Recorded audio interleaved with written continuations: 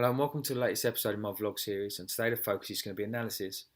Now, as you know, analysis is used all over the world now with football. It's media, it's done with agents, it's used by the football clubs, and that's what we're going to be looking at today is how the clubs utilise the systems like Y Scout, Coach Logic, Huddle, Paint within their clubs and within their academies.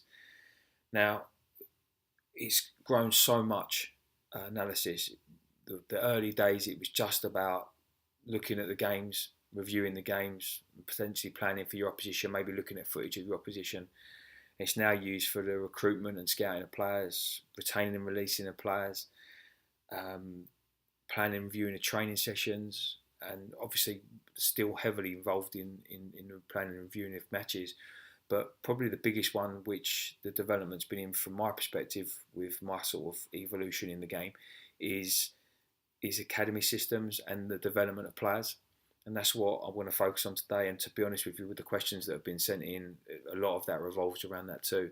So we'll start with the first question, and it's quite a tricky one because do you think that the use of statistics is important in youth development? I think anything that can help to develop a player is important. How you utilise that though is crucial, because it can become quite dangerous. Because when you put an actual quantity on something or quantify, however you want to term it, and it goes down on a piece of paper, players' natural instincts is to want to impress and want to please the coach or the manager. So if you said, oh, your pass percentage isn't high enough, look, it's 83% and it should be in the 90s, you could end up stifling that player a little bit, because his focus now is going to be on making sure he doesn't give the ball away, as opposed to maybe being creative and creating chances for breaking line passes or little spin balls in behind. So you have to make sure that when you're using statistics with the players, that you're clear on what you want to use them for, and that the player's clear that this isn't something that they've got to, what's the best way to put it? They've got to achieve a certain percentage, because, as I said, that kind of goes against the grain with regards to what you're doing at that level. You're looking for players to be creative. You're looking for them to try things, make mistakes, and hopefully learn from them. And I think with statistics put in place, you might damage that. So it's something that you need to be really careful of. But if you are going to use statistics and make it a positive thing, it's really important that it's alongside, I think, video footage. Because if you have video footage with it, there's evidence to go alongside what you're sort of trying to get them to do. So when you're setting them a target, which might be breaking line passes, you can actually show footage of incidents in games that this is a great opportunity for you to break the pass. And even more so, it would be better if the player brings that footage to you and those statistics to you by sourcing them themselves, by going to see the analyst and building their own clip space so they can show you their understanding. And then obviously it's more of a guidance than it is a kind of a tell. The second question I got is, how did I utilise analysis with my players? Well, I touched on it a little bit just then.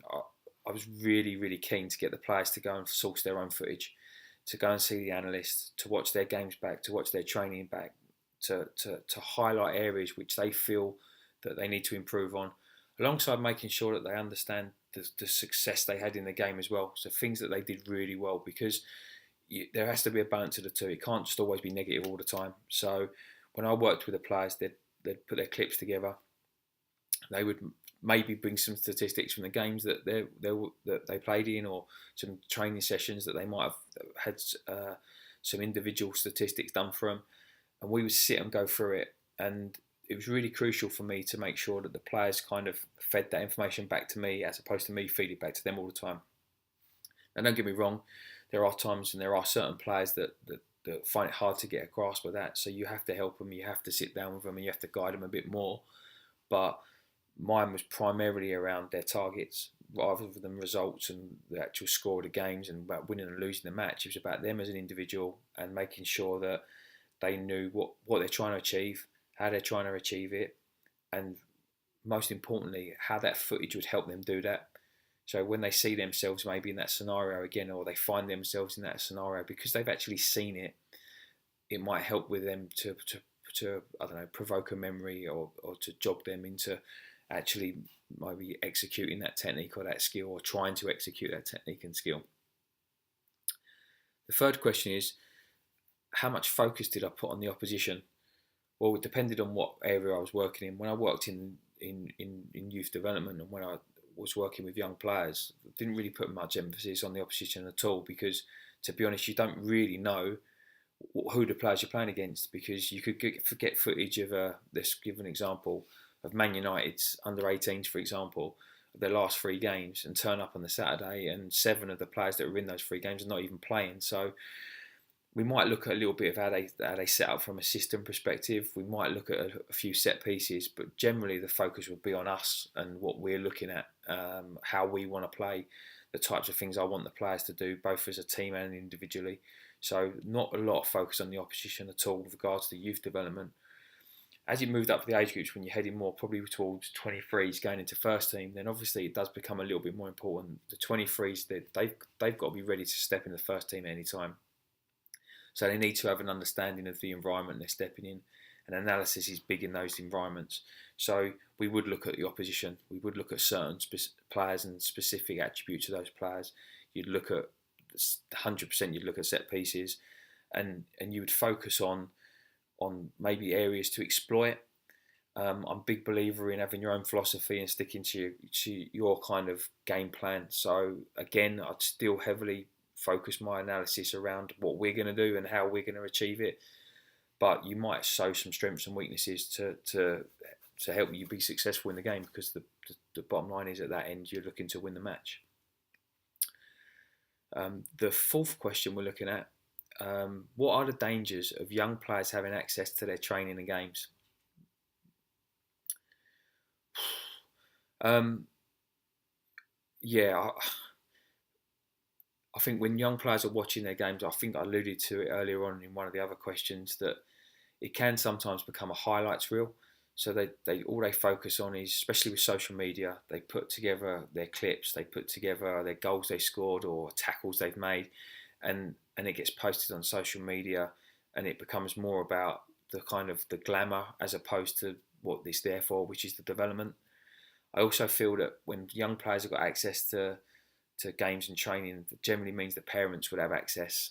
And although generally parents want the best for their child and their children, it doesn't always necessarily help, especially if you've got someone who's quite hard on their son or daughter, or quite pressurising, to be able to have access to the games as well. It's bad enough having to drive home being told what you did wrong, to then be able to have to sit down and sit with your parent or guardian or whoever it might be and be told constantly, look, you should have done this and you should have done that.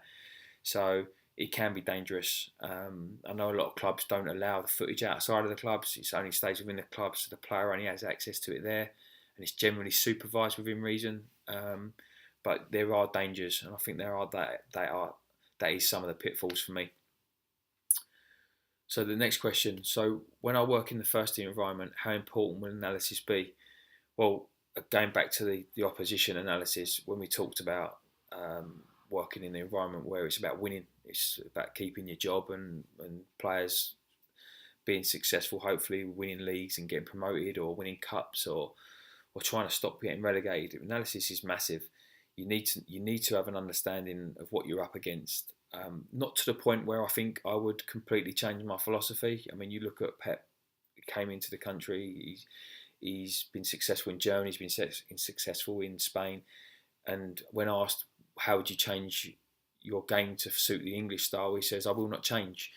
That doesn't mean, though, you wouldn't look at different areas to exploit within your philosophy, if you know what I mean. So analysis would be massive, especially for individuals, because I'd still want to develop those players, and just because they're first team players doesn't mean they can't learn from certain things. So you might do more individual and unit analysis as well as team, and that would probably be some of the biggest targets I'd look at with regards to working within a first team environment. The last sort of question has 2 parts to it.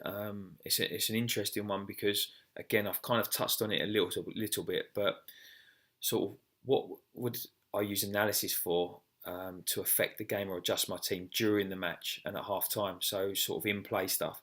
Now, there's some great systems out there for in-play. I think, again, you need to be a little bit careful because you can be fixated with constantly trying to check over your shoulder what's happening here, what's happening there, when if you're working at that level, you've got to trust your eye a little bit as well, and make sure that you're watching what's going on, and you've hopefully got good staff around you which will help you with that. But definitely, if there was a specific area that we was being exploited that I maybe didn't see, that does show up, whether it's on a heat map, whether it's on a passing map, whether there's some footage they can show me of that, I would want to know that so I can make a subtle change in the game. If it was in youth development, I'd probably look at maybe setting the player a challenge for the next period, or working towards something that they've set themselves before the game. Use that kind of analysis, which would probably be a little bit more difficult as in-play stuff.